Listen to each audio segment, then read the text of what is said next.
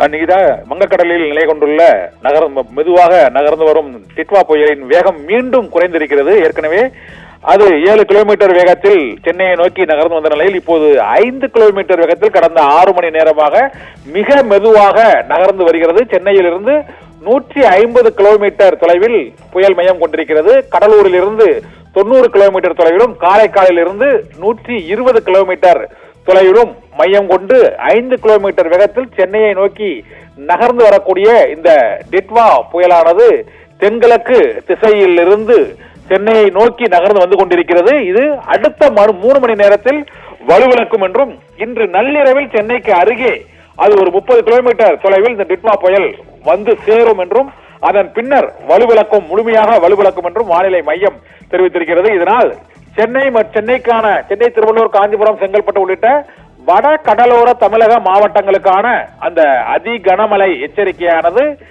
அடுத்த 3 மணி நேரத்திற்கு பிறகு இருக்காது என்பது வானிலை மையம் உறுதிப்படுத்தியிருக்கிறது. இன்று நள்ளிரவில் அது சென்னையை நெருங்கி சென்னைக்கு அருகே 30 கிலோமீட்டர் தொலைவில் அது வரக்கூடும் என்றும், அப்போது சிறிது கனமழை பொழிவு இருக்கும் என்றும், அதன் பின்னர் மழையின் அளவு படிப்படியாக குறையும் என்றும் வானிலை மையம் அறிவித்திருக்கிறது. இன்று நள்ளிரவில் வட கடலோர பகுதிக்கு இந்த டிட்வா புயல் 30 கிலோமீட்டர் நெருக்கமாக சென்னையின் அருகே, சென்னை, காஞ்சிபுரம், திருவள்ளூர் ஆகிய இந்த கடலோர மாவட்டங்களின் அருகே இந்த டிட்வா புயல் வரக்கூடும். இப்போதைக்கு சென்னையிலிருந்து 150 கிலோமீட்டர் தொலைவில் உள்ள அந்த டிட்வா புயல் மெதுவாக கடந்த 6 மணி நேரமாக 5 கிலோமீட்டர் வேகத்தில் நகர்ந்து கொண்டிருக்கிறது. இன்று காலையில் இருந்து 4வது முறையாக புயலின் வேகம் குறைந்திருக்கிறது. இன்று காலையில் 12 கிலோமீட்டர் வேகத்தில் நகர்ந்து வந்த புயல் 7 கிலோமீட்டர் வேகத்தில் அதன் பின்னர் நகர்ந்தது. அதன் பின்னர் மணிக்கு 5 கிலோமீட்டர் வேகத்தில் இப்போது நகர தொடங்கி இருக்கிறது.